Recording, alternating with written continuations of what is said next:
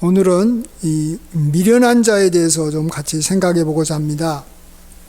미련한 자라는 그 히브리어 이 언어는 크실림이라는 말인데 도덕적인 결함을 지닌 사람입니다. 도덕적인 결함을 갖고 있어서 그가 이 어리석은 말을 하고 또 그걸 자꾸 이렇게 반복하면서 자기 자신은 굉장히 지혜롭게 여기며 또 여러 가지 또 다른 사람에게 막 영향을 이렇게 미치려고 하는 사람이기 때문에 미련한 사람을 가까이 하게 되면 그로 인해서 우리가 많은 해를 당하게 됩니다. 오늘은 여기 미련한 자를 이렇게 10번이나 언급한 잠언 26장 1절에서부터 12절까지 우리가 생각해 보고자 합니다. 주제가 계속해서 이렇게 미련한 자가 이렇게 주제로 나와서 이렇게 반복하고 있는 그러한 잠언 26장입니다. 그래서 그걸 한번 같이 생각해 보고자 합니다. 한 절씩 한번 보겠습니다. 1절 한번 보시면 1절 한번 읽어 보겠습니다. 미련한 자에게는 영예가 적당하지 아니하니 마치 여름에 눈 오는 것과 추수 때 비 오는 것 같으니라. 미련한 자에게 이 영예를 주게 되면 그래서 그가 이렇게 사회적으로 어떤 이 영향력을 미치고 사람들이 그를 이렇게 따르게 되면 마치 여름에 눈 오는 것 같다라는 것입니다. 눈이 오게 되면 여름에 사람들이 굉장히 그걸로 인해서 고통을 당하게 됩니다. 겨울에 이렇게 눈 오는 것은 괜찮지만 여름에는 당연히 따뜻할 거라고 생각해서 사람들이 옷을 입고 있지 않는데 갑자기 눈이 오게 되면 몸이 굉장히 이렇게 충격을 받고 몸이 안 좋아지지 않습니까? 또 농작물도 이렇게 자라지 못합니다. 그러면 냉해를 입게 돼가지고 성장하지 못합니다. 그래서 모든 면에서 손해가 온다라는 말을 하는 것입니다. 미련한 자에게 영예를 주게 되면 손해가 온다라는 것입니다. 또 이 추수 때 비 오는 것과 같다. 그동안에 수고했던 그러한 이 곡식을 이제 추수하려고 할 때 비가 와버리면 정말 이 추수를 제대로 할 수가 없는 것입니다. 그래서 양식을 얻지 못하고 좋은 것을 얻지 못해서 참 그동안에 했던 것에서 큰 손해를 보게 되는 것이죠. 당연히 얻을 거라고 생각하는 것을 얻지 못하게 되는 것처럼 우리가 미련한 자에게 영예를 주게 되는 것을 우리가 굉장히 조심해야 됩니다. 우리는 사람 만나면 좀 기본적으로 사람들한테 이렇게 좀 서비스를 해주고 싶어 하는 마음이 있습니다. 내가 그 사람한테 잘해주면 그 사람도 나를 좋게 보겠지. 그래서 우리는 항상 상대방을 대할 때 웃는 낯으로 대하고 상대방을 이렇게 칭찬해주고 높여주고 이런 일을 우리가 막 하려고 노력합니다. 그것이 잘못됐다라는 것이 아니고 우리가 일반적인 사람들한테는 그를 높이고 그를 가까이 하고 그를 이렇게 귀하게 이렇게 여겨주면서 칭찬하면 좋은 것이죠. 그렇지만 미련한 자를 그렇게 하게 되면 내가 손해를 본다라는 것을 아셔야 됩니다. 내 삶에 굉장히 어려움이 온다라는 것입니다. 내 삶이 힘들어진다라는 것입니다.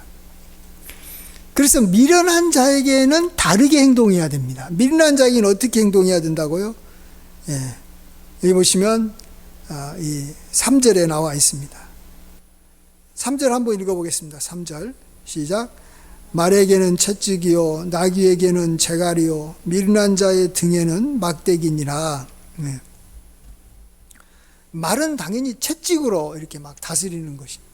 그래야지 말을 잘 듣습니다. 말에게 가가지고 뭐 칭찬하고 말에게서 이렇게 좋게 이렇게 말을 이렇게 말로 인간의 말로 이렇게 잘 다스린다고 말이 우리에게 유익이 되는 게 아닙니다.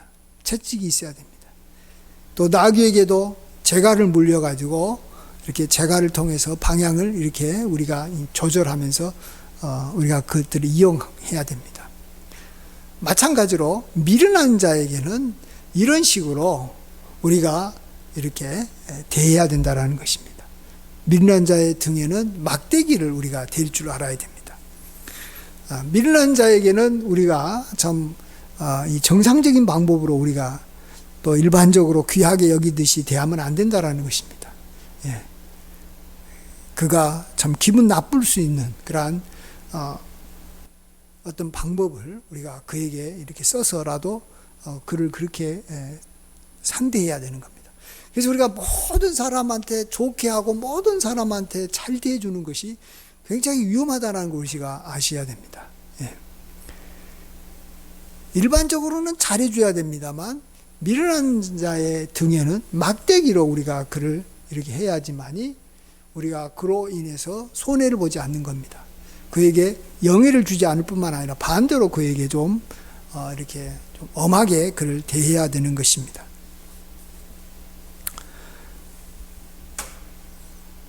그래서 예를 들어서 이제 그렇게 대하는 방법이 여기 4절과 5절에 나와 있습니다. 예를 들어서 4절에 미련한 자가 어리석은 말을 하게 되면 그것에 따라서 대답하지 말아라는 것입니다. 한마디로 이것은 대꾸를 하지 말아라는 것입니다. 반응하지 말아라는 것입니다. 그가 어리석은 말을 하면 우리는 그에게 대답하지 말아라는 거예요. 그러면 상대방이 기분이 나쁘겠죠. 그냥 우리가 입을 이렇게 다물고 그에게 대꾸를 하지 않는 것입니다. 그렇게 했을 때 너도 그렇게 미련한 자가 될 수 있으니까 미련한 자가 되지 않으려면 그가 나에게 어리석은 말을 할 때는 그에 따라서 대답하지 말아라는 것입니다. 이게 바로 미련한 자의 등에 이렇게 막대기를 이렇게 가지고 그를 다스리는 방법입니다. 그 다음에 5절에는 또 같은 상황인데 반응은 다르게 해야 된다고 말합니다. 미련한 자에게는 그의 어리석음에 따라서 대답하라. 그러니까 그에 상응한 그러한 이 반응을 하라라는 것입니다. 이게 무슨 말입니까? 그가 이렇게 어리석은 말을 하게 되면 그냥 그것을 그대로 받아들이는 것은 안 할 뿐만 아니라 또 이렇게 반응을 안 할 수도 있지만 그가 이렇게 좀 부끄러움을 당하게 만들고 그가 나를 이제 좀 경계할 수 있도록 조심할 수 있도록 만들어라는 것입니다. 여기 맞받아친다라는 말로 할 수 있습니다. 누군가가 말을 했을 때 우리가 그 사람의 말을 이렇게 맞받아치는 것은 우리가 굉장히 이렇게 마음이 이렇게 좀 착한 사람들은 잘 못합니다. 마음이 열어가지고 이렇게 맞받아치지를 못해요. 그냥 고개 끄덕끄덕 하면서 그냥 수긍하고 뭐 그래요 알았습니다 하면서 넘어가는 겁니다. 그러지 말아라는 것입니다. 예를 들면 이런 것 같은 거예요. 어떤 사람이 진화론에 대해서 이야기하고 사람이 이렇게 아주 단세포에서 진화가 됐고 뭐 원숭이 같은 것에서 우리 사람이 이렇게 나왔다 이런 식으로 말을 하게 되면 우리가 어떻게 대답해야 되냐고 하면 그러면 제가 당신을 이렇게 사람 취급 안 해도 되겠습니까? 뭐 이런 식으로. 왜 당신이 자신이 이미 짐승이 진화돼 가지고 사람이 됐다 그러니까 사람과 짐승은 별 차이가 없으니까 내가 당신을 이렇게 사람 취급 안 하고 짐승처럼 대해도 된다는 말입니까? 뭐 우리가 이런 식으로 우리가 반응해 볼 수 있는 거죠. 그러면 굉장히 기분 나쁘겠죠, 저 사람이. 나를 갖다 짐승 취급하다니. 근데 당신의 말이 사람이 짐승에서 나왔다라고 하는 말을 내가 정말로 이렇게 싫어한다라는 것을 확실하게 보여줘야 된다는 겁니다. 그러면 그 사람이 다시는 나한테 그런 어리석은 말을 하지 않는다라는 것이죠.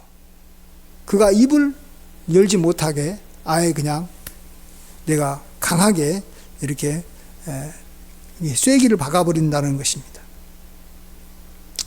또 예를 들어서 동성애자를 이렇게 그가 옹호하면서 참 그것이 좀 이렇게 소수자를 이렇게 사랑하는 방법이다. 동성애자도 사람이니까 귀하게 보자. 뭐 이런 식으로 만일 말한다면 뭐 그에게 좀 이렇게 저기 맞받아치는 방법 중에 하나가, 만일 당신 그렇다면 당신 자녀가 동성애를 할 때 가만히 두고 그냥 격려해 주겠다라는 말입니까? 이런 식으로 뭐 말을 해보는 거죠. 그렇죠. 우리가 막연하게 어떤 사람을 내가 이렇게 동성애자라고 하면서 불쌍히 여기면 뭔가 좀 사랑이 많은 것처럼 보일 때, 그러면 정말로 당신이 자녀가 그랬을 때 당신이 정말로 그것을 이렇게 지지하고 그렇게 해라라고 막 이렇게 밀어줄 생각이 있냐고 한번 물어보세요. 그러면은 생각이 좀 달라질 수밖에 없는 거죠. 내 자식이 그러면 안 되지, 이런 생각을 하게 된다라는 것입니다. 그래서 미련한 자가 어리석은 말을 하게 되면 우리가 이렇게 반응을 전혀 하지 않든지, 아예 그냥 이렇게 무시해 버리든지, 아니면은 그의 말에 대해서 그 사람의 어떤 어리석은 논리에 따라서 맞대응해 가지고 더 이상 그가 나를 미혹한 말로 미혹하지 못하게 만들어야 된다라는 것입니다. 예. 그래야지만이 이 미련한 자가 더 이상 나를 이렇게 나쁜 길로, 어리석은 길로 이끌어가지 않도록 우리가 내 자신을 보호할 수 있기 때문에 그런 것입니다. 또 재밌는 게 또 2절에 있습니다. 2절에 보면 미련한 자가 우리를 이렇게 막 가스라이팅 하면서 참 우리를 이용하고 우리에게 손해를 끼치는 그런 하나의 방법이 하나 있는데, 그게 2절에 나와 있습니다. 우리 한번 2절도 한번 읽어보겠습니다. 시작. 까닭 없는 조주는 참새가 떠도는 것과 제비가 날아가는 것 같이 이루어지지 않으니라. 예. 미련한 자들이 우리에게 해를 어떻게 끼치냐 그러면,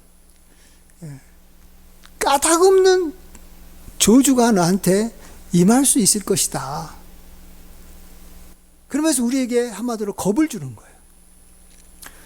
그러니까 이걸 쉽게 우리가 이제 주변에서 찾아볼 수 있는 것은, 무당들이 이 집안에 액이 끼었다라는 거예요. 재앙이 곧 밀려온다라는 거예요. 그래서 액을 막기 위해서, 액땜하기 위해서 내가 구술해 주겠다라는 거예요. 이런 식으로 해가지고 국값으로 많은 이렇게 돈을 이렇게 갈취하는 일을 합니다. 많은 사람들이 겁을 주는 거예요. 깡패가 너 함부로 나에게 했다가는 너 후환이 이 어려움이 올 것이다. 그러니까 이 자기가 하는 말에 대해서 우리가 그냥 겁이 나가지고 그냥 무조건 따라가게 어리석은 자는 우리에게 다가온다라는 것입니다. 우리가 조절을 할 필요는 있어요. 어떤 사람이 잘못했을 때는 그에게 저주가 임할 수 있으니까 너 여기서 벗어나라, 이런 건 괜찮지만 까닭 없는 저주예요. 그냥 내가 저주받을 일이 없는데도 불구하고 너에게 저주가 임할 것이다라고 자꾸 우리한테 겁을 주면서 다가오는 사람을 우리는 미련한 자구나, 이 사람은 가까이 하면 안 되겠구나 하면서 우리가 그에게 도망가고 또 그를 멀리 해야 되는 것입니다. 여기 보면 까닭 없는 저주는 참새가 떠도는 것과 같다라는 거예요. 여러분, 참새가 이렇게 분명히 앞에 있어요. 참새들이 막 이렇게 막 떠돌아다니는 거예요. 참새가 보이는 거예요. 근데 참새가 눈앞에 보이는 것은 맞는데 이 참새하고 나하고는 아무런 관계가 없다라는 거예요. 예. 앞에 호랑이가 막 왔다 갔다 하면 이것은 나하고 굉장히 관계가 있는 거죠. 호랑이가 나를 해칠 수도 있고 호랑이로 인해서 뭔가 일이 일어날 수 있어요. 근데 참새가 아무리 많이 내 앞에 왔다 갔다 해도 그것은 이루어지지 않는 거예요. 나하고 전혀 상관없는 거예요. 제비가 날아가는 것 같이 이루어지지 아니한다. 다 그냥 이렇게 보이긴 보였지만 다 날아가 버려가지고 나하고는 전혀 상관이 없는 것처럼 까닭 없는 저주가 그렇다라는 거예요. 어떤 사람이 까닭 없이 나에게 겁주려고 할 때, 이러면 너에게 하나님의 저주가 임하고, 너는 정말로 이게 정말 이렇게 가만히 있으면 앞으로 안 좋아질 거다고 자꾸 나의 장래에 대해서, 미래에 대해서 자꾸 부정적으로 이야기하면서 내가 너에게 이러한 저주에서 벗어날 수 있는 길을 내가 너에게 알려주겠다 하는 식으로 우리에게 다가오는 사람, 그래서 우리를 이렇게 가스라이팅 하면서 뒤에서 조종하려고 하는 사람을 우리가 조심해야 된다라는 것입니다. 까닭 없는 저주로 우리를 이용하고 조종하려는 하는 사람, 그런 사람이 미련한 사람이고, 우리가 미련하다 그러면 우리는 그에게 가까이 하지 않잖아요. 근데 그런 말을 하면, 까닭 없는 저주질을 하면, 야, 이 사람은 미래에 대해서 좀 아나 보다, 나에 대해서 좀 아는 사람인가 보다, 현자인가 보다, 지혜로운 사람인가 보다, 이렇게 생각을 해버린다라는 것입니다, 사람들이. 반대로 까닭 없는 저주를 하면 이 사람은 미련하다라고 우리가 빨리 그를 알아채리고, 미련한 자에게 우리가 이렇게 막대기를 이렇게 대듯이 우리가 그를 내어 쫓아야 되는 것입니다. 그 다음에 이제 보시면, 미련한 자를 우리가 어떻게 대해야 되냐. 제가 이제 우리가 미련한 자가 있다고 해도 그 미련한 자를 잘 이렇게, 미련한 자라고 우리가 이제 알았어요. 그럼 미련한 자를 어떻게 우리가 상대해야 되느냐가 나와 있는데, 이제 계속 그런 내용입니다. 6절에서는 미련한 자를 통해서 어떤 기별을 하는 것, 어떤 소식을 전하는 일을 하지 마라. 미련한 자를 자기의 어떤 이 대변인으로 사용한다든지 자기 말을 전해주는 사람으로 쓰지 말아라는 것입니다. 6절 한번 읽어보겠습니다. 시작. 미련한 자 편에 기별하는 것은 자기의 발을 베어버림과 해를 받음과 같으니라. 정말로 해를 받는 거, 자기 다리를 베어버리는 것처럼, 자기 다리를 베어버리는 거 얼마나 손해고 해를 당한 것입니까? 이런 것처럼 미련한 자 편에 자기 소식을 전하려고 하는 것은 정말 어리석은 일이라는 겁니다. 미련한 자를 이렇게 고용해서, 미련한 자를 내가 이렇게 무슨 일을 하는데, 중요한 일을 하는데 그를 쓰지 말아라는 것입니다. 그런 내용이 또 이렇게 10절에 나와 있습니다. 10절 같이 한번 읽어보겠습니다. 시작. 장인이 온갖 것을 만들지라도 미련한 자를 고용하는 것은 지나가는 행인을 고용함과 같으니라. 장인이 온갖 좋은 것을 만듭니다. 장인이 뭔가, 이 장인이라는 것은 기술자라는 거예요. 기술자.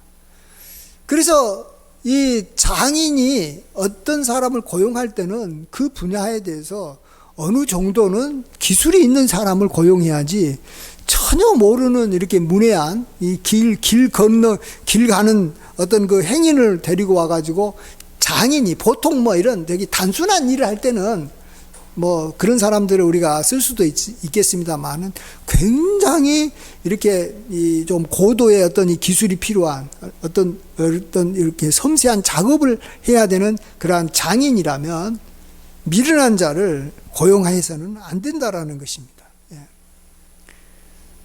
그래서 한마디로 미련한 자에게 자기의 소식을 전하거나 미련한 자를 고용해 가지고 그를 통해서 뭔가 이익을 보려고 한다는 것은 반대로 이익을 보는 것이 아니라, 우리가 고용하고 뭐 그를 이렇게 하는 것은 좀 이익을 보려고 하는 거야. 내가 좀 편하게 하려고 하는 거 아니에요, 그 일을.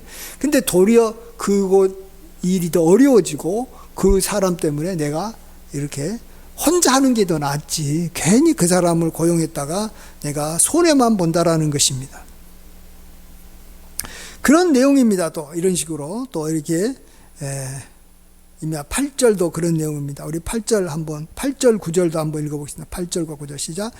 미련한 자에게 영예를 주는 것은 돌을 물매에 매는 것과 같으니라. 9절. 미련한 자의 입에 잠언은 술 취한 자가 손에 든 가시나무 같으니라. 미련한 자에게 영예를 줘가지고 그를 내가 가까이 하게 된다라는 것은 돌을 물매에 매는 것과 같다. 이 물매에 이렇게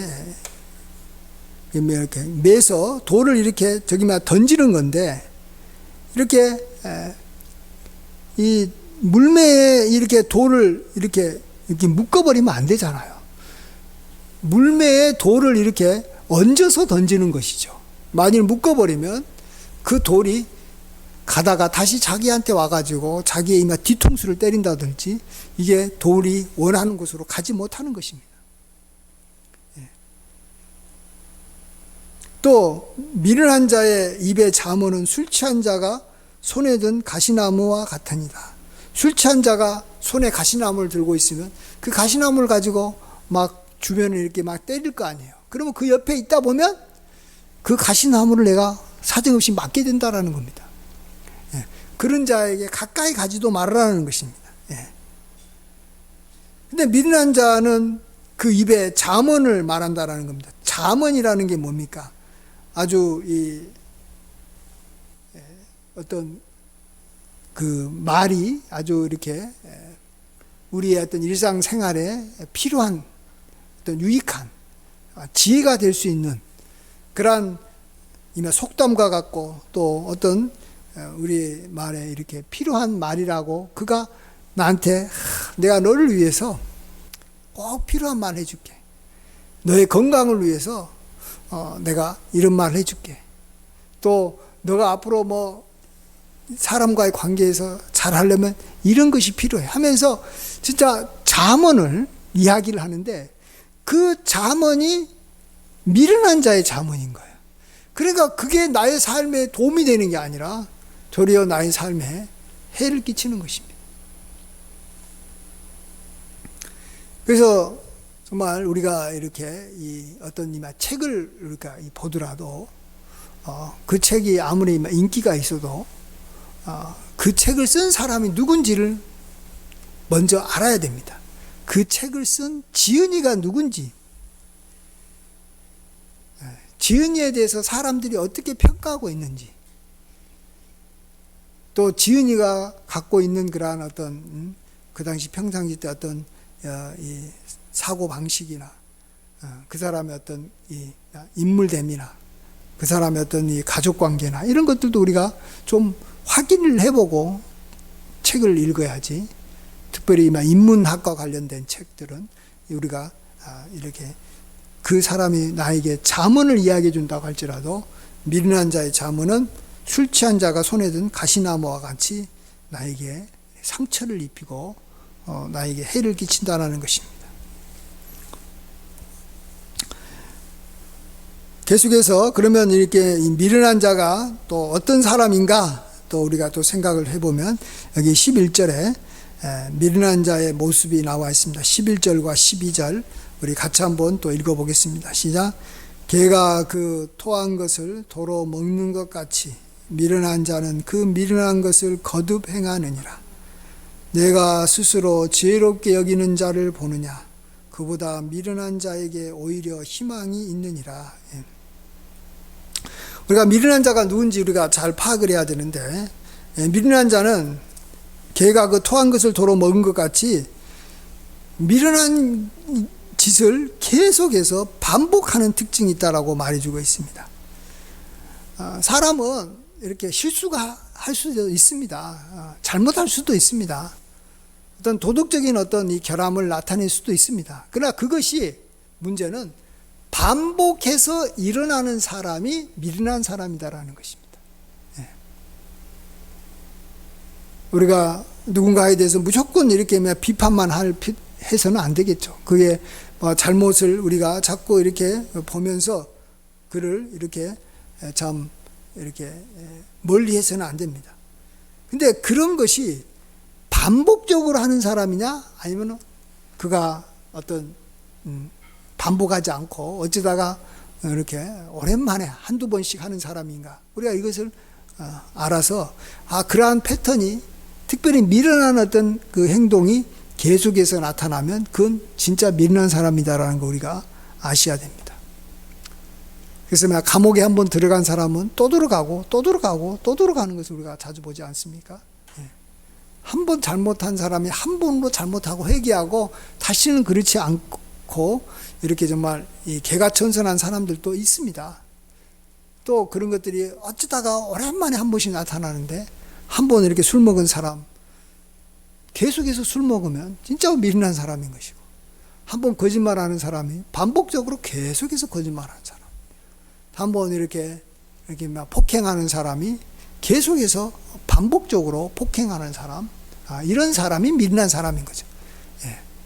뭐 한 번 폭행하고, 뭐 한 번 거짓말하고, 뭐 이런 사람까지 우리가 미련한 사람으로 우리가 대했다가는 우리가 뭐 상대할 사람이 없지 않겠습니까? 다 사람은 다 이렇게 털어서 먼지 안 나는 사람이 없기 때문에 우리가 이렇게 반복해서 미련한 짓을 하는 사람이 진짜 미련한 자다라는 거 우리가 알아야 됩니다.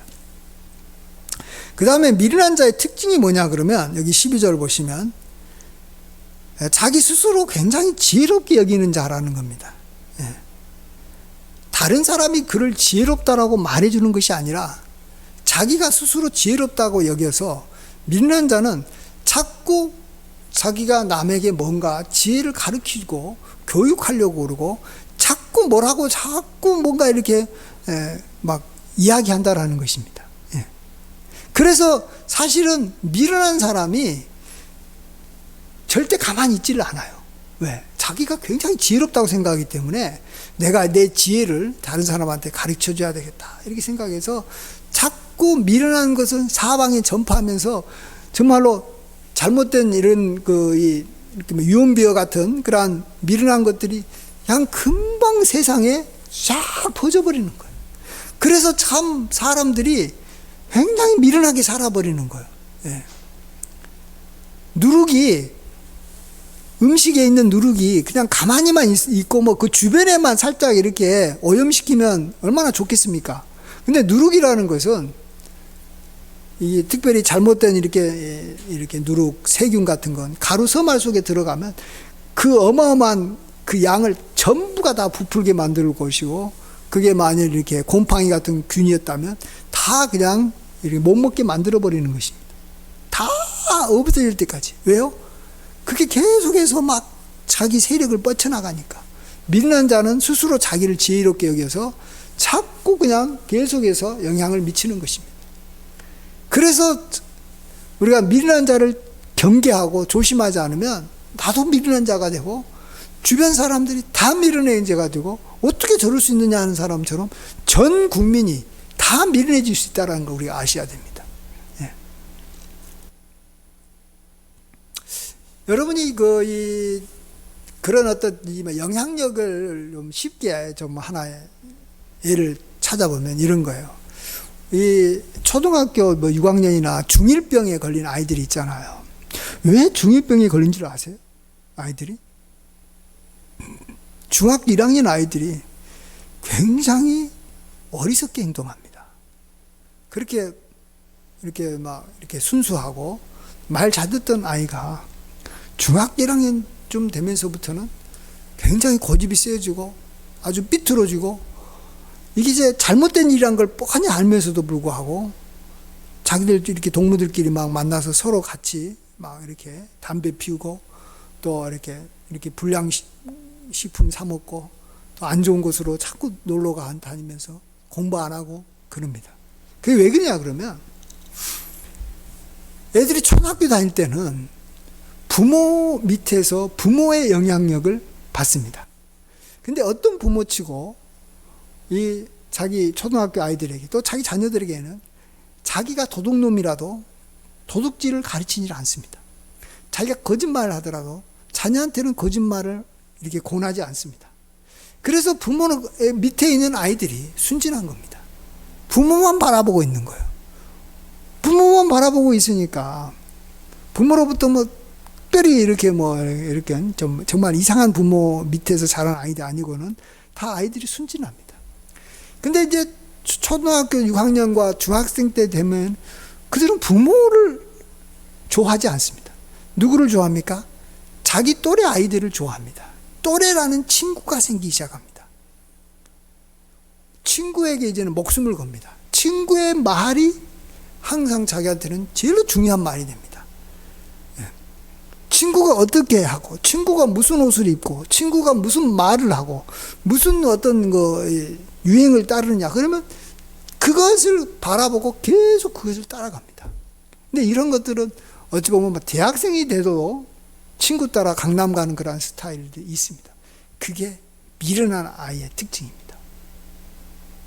정말로 중1병 걸리지 않고 미련하게 하지 않게 살려면 중학생이 되고 고등학생이 돼도 물론 또래 친구들과 이제 좀 관계도 맺으면서 그들하고도 뭐 서로 교류를 해야 되겠지만 계속해서 부모하고도 교류를 하면서 또래 말고도 자기의 어떤 여기 연배가 있는 여기 선배들하고도 이렇게 교류를 하면서 자기 또래하고도 같이 만나야지, 그렇지 않고 오직 자기 또래만 이렇게 만나게 되면 미련해지는 거죠. 왜? 자기 또래가 다 미련한 애들이니까.